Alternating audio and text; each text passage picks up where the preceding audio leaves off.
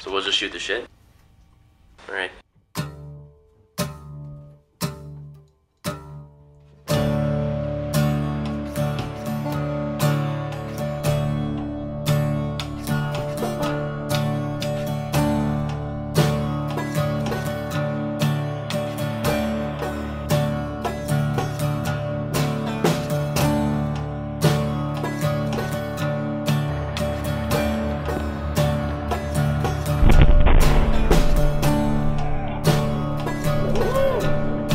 More shit coming in? Oh yeah, there. Capture a sunset, essence Capulet, maintaining the Romeo, called upon terror show, sunlight through trees, please. I guess I was 17 when I joined, so I was still in school, and I guess I found out pretty soon on that I wanted to go overseas once I found out that there was opportunities to go on deployments, so I kind of put all my effort into finding the shortest way possible overseas. My second deployment to Afghanistan, I was part of the provincial reconstruction team. We went all over from the borders of Pakistan to Panjwai district. We got there in the end of September, and I was only there till February 12th when I got injured and sent home. Sunlight through trees, please. Blindness on its knees. Blessings come in. Okay, and if you look at this, this is the blasting cap. I don't want to see anybody playing with the blasting cap in their hands, because the heat from your hand can't set it off. And all of a sudden we'll start calling you three fingers and making fun of you. Alright? So here, this is just our training range, firing claymores off, and then the second one's the one that actually hit me. There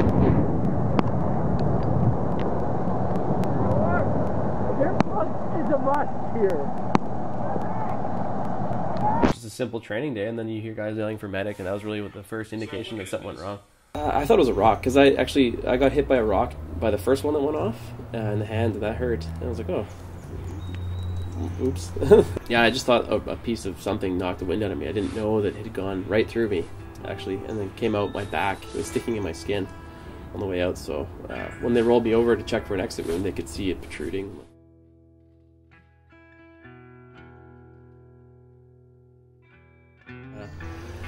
I walked maybe 15 feet away, and I sat down, and guys were right on me. One guy was actually going to come jack me up for lounging around while people were injured, right? And then he realized I was, like, bleeding out of my lungs, so he's a funny guy. The other guys were saying, don't worry about it, it didn't hit your lung, it's too low. I'm like, well, there's important things below your lungs. So once they took my vest off and started cutting my clothes off, and I could see into my,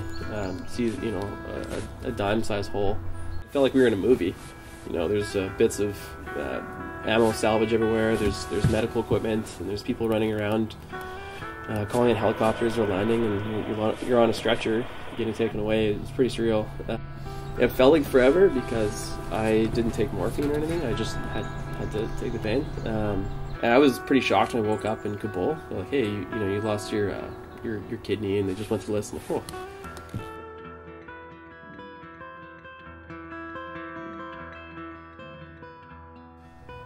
And then they brought in an American medevac plane specifically designed to take guys to Germany. And that was the most painful experience of my life. And what it was is because my lung was collapsed, I had a hard time breathing. Every time I'd doze off or start to go to sleep, I would wake up suffocating. So I had to focus on breathing for 14 hours on that flight. And that, with the turbulence and me being still opened up, my guts were just kind of splashing. Oh, it hurt.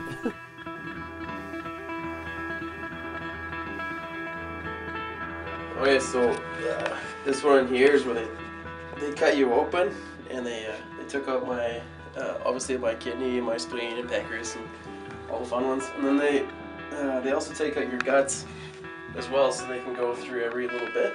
They take out your guts. Everything to make sure that nothing went into your intestine, and so that's all this comes out. They go through and then they put it back in. They don't sew you up because it's so swollen. So.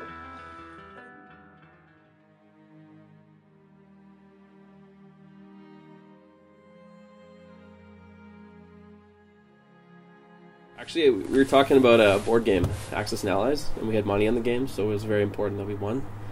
When that Claymore went off, that was it. You know, it was a game changer. So he actually got hit in the aorta. It's not a bad way to go out, I guess. It was quick. He didn't suffer, but hit him in the heart and unrecoverable. I just remember him being worked on. They were doing CPR, yelling at him to stay awake. One thing I told his mom too, which kind of touched her, is that I held his hand. They told us to reassure your buddy, to make sure they know people around them. You hold their hand and let them know. So, but he didn't make it. They tried working on him the whole way. So, yeah.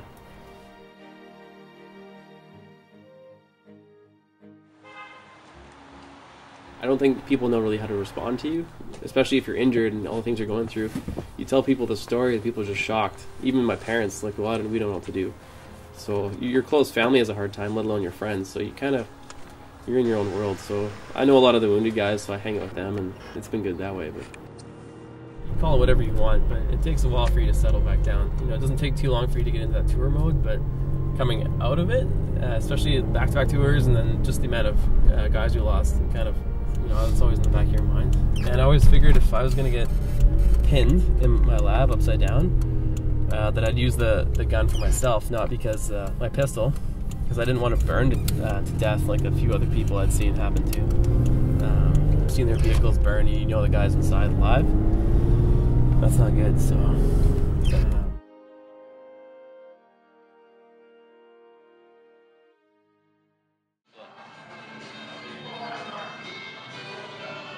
It's a tradition in the masses that when you cheers with your buddies, that you tap the bar with your beer glass, and then that's for your buddies who've fallen. So now I know quite a few people who've been killed, so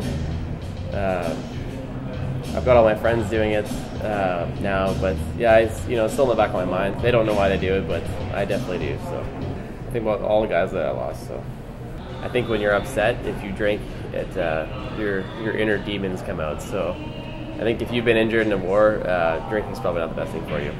I guess anytime you get together with Army guys, whatever, and you talk about things you went through, conversations are kind of graphic, I suppose, and that just pushed people away who weren't involved in that, and that would just bring up bad memories that would just maybe make the night degrade.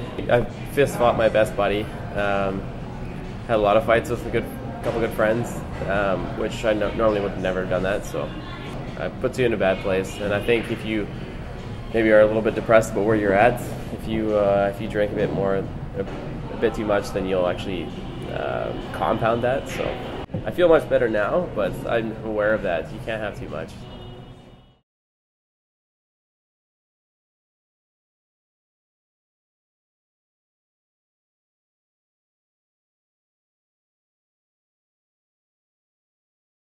Even when I went across the border there, they were wondering why I had veteran plates. They thought it was my grandpa's vehicle or something. And I'm like, well, what kind of grandpa drives a 4Runner with mud all over it and stuff? Well, I guess you just think of veterans as an old guy that comes to a school, talk once a year about World War I or World War II, but you don't think about the guy who's just gotten back maybe a month ago. A lot of times I think people are in their own world, they don't notice them, but it is kind of funny that you'll pull up to a gas station and I get out and I have that plate, so I get a kick out of it. I guess it was difficult to fit in the sense that I just didn't go see people to talk to them. It took me a while to figure out my own thoughts before I could go hang out with friends, and so that took some time. So the only guys I did talk to were people that were kind of going through the same thing, because my friends just couldn't understand what I was going through, so I couldn't really bring them in, because what do you tell a friend that has no idea?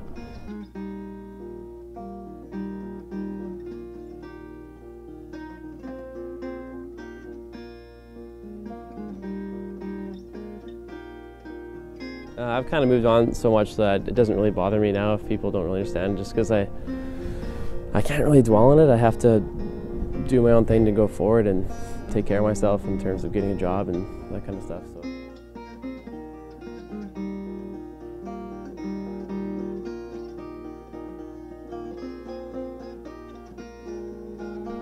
I feel lucky now, I suppose. I feel like my luck has changed. For a while there, everything kind of seemed to go wrong. Everything I tried, no matter how hard I worked, things would just not work out the way I wanted them to. So now it seems like things are going better, so I feel good about that.